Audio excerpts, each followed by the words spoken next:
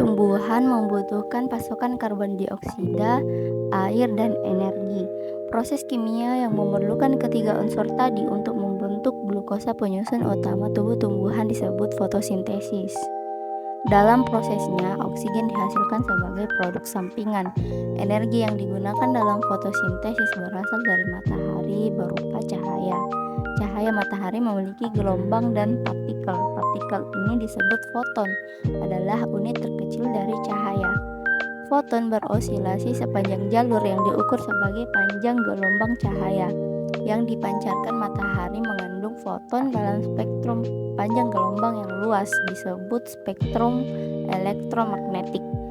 Organisme fotosintetik hanya menggunakan sebagian kecil dari spektrum elektromagnetik yang disebut sebagai cahaya tampak atau visible light.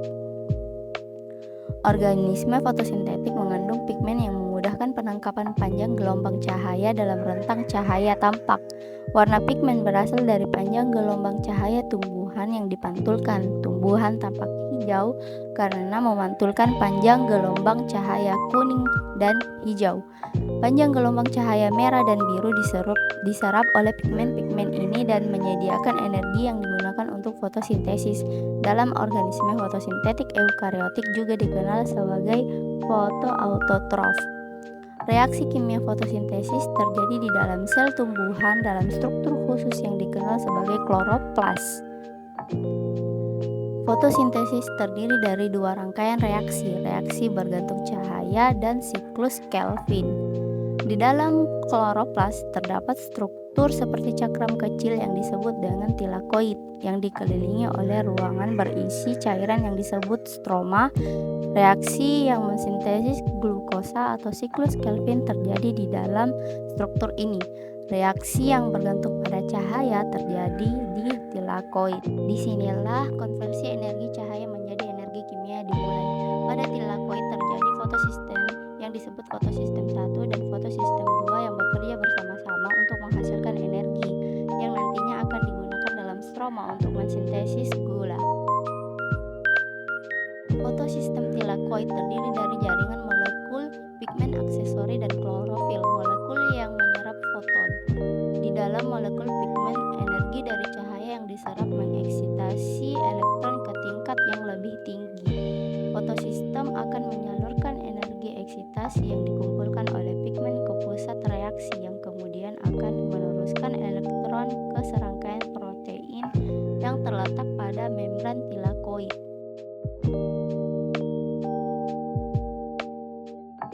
Foton menuju ke fotosistem 1 dan 2 secara bersamaan.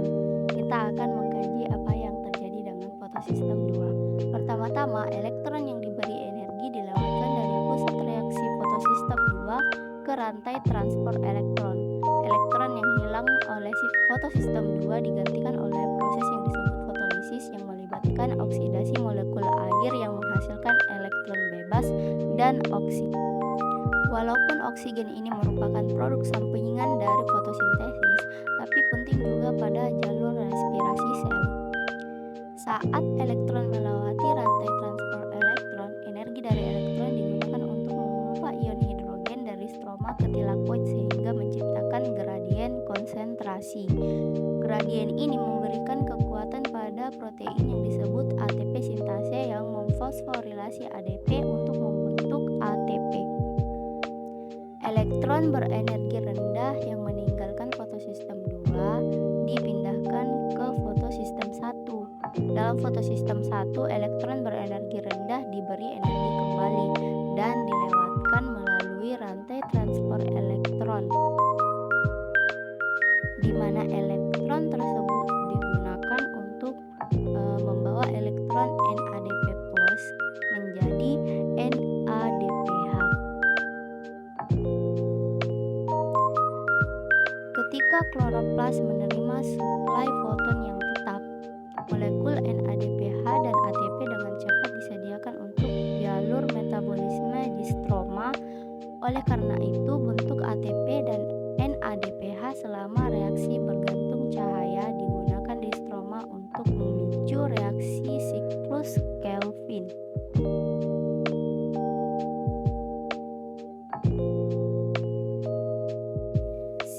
Kelvin terdiri dari serangkaian reaksi yang mereduksi karbon dioksida menghasilkan karbohidrat gliseraldehyde trifosfat. Siklus tersebut terdiri dari 3 langkah. Yang pertama adalah fiksasi karbon. Pada langkah ini karbon dioksida terikat pada ribulosa 1,5 bifosfat menghasilkan 6 molekul karbon yang terpecah menjadi 2 trifosfogliserat molekul karbon. Langkah kedua adalah rangkaian reaksi menggunakan elektron dari NADPH dan beberapa ATP untuk mereduksi karbon dioksida.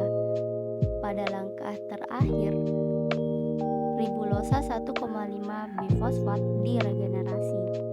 Untuk setiap 3 putaran siklus, 5 molekul gliseraldehyde trifosfat digunakan untuk membentuk kembali 3 molekul ribulosa 1,5 bifosfat. Sisa gliseraldehyde trifosfat kemudian digunakan untuk membuat asam lemak glukosa atau gliserol. Dibutuhkan 2 molekul gliseraldehyde trifosfat untuk membuat 1 molekul glukosa fosfat, sehingga diperoleh siklus Kelvin harus berjalan 6 kali untuk menghasilkan 1 molekul glukosa. Molekul-molekul ini dapat menghilangkan fosfatnya dan menambahkan fruktosa untuk membentuk sukrosa, molekul yang digunakan tanaman untuk mengangkut karbohidrat ke seluruh sistemnya. Glukosa fosfat juga merupakan molekul awal untuk sintesis pati dan selulosa. Tanaman menghasilkan glukosa untuk digunakan sebagai molekul penyimpanan dan komponen struktural untuk pertumbuhan dengan memanfaatkan energi matahari bersama dengan air dan karbon dioksida. Tanaman bertindak sebagai pabrik yang menghasilkan glukosa, sehingga organisme fotosintetik adalah produsen utama di bumi. Mereka memproduksi gas oksigen sebagai produk sampingan dan demikian berfungsi sebagai fondasi kehidupan yang menyediakan makanan dan oksigen bagi rantai makanan yang lebih kompleks baik di darat maupun di lautan.